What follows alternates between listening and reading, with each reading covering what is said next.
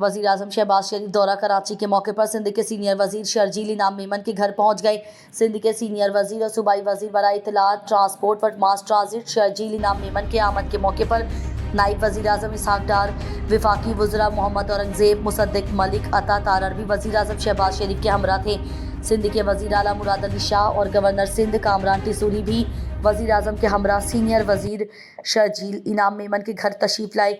इस मौके पर पीपल्स पार्टी सीनियर रहनुमा Syed Khurshid Shah, senator Naveed Qamar, Nisar Ahmed Khuhro, speaker Sindh assembly Syed Awais Qadir Shah, सूबाई वज़ीर सईद गनी, मावुन खुसूसी Qasim Naveed Qamar, MNA colonel retired Asad Aslam Niazi और दीगर भी मौजूद थे।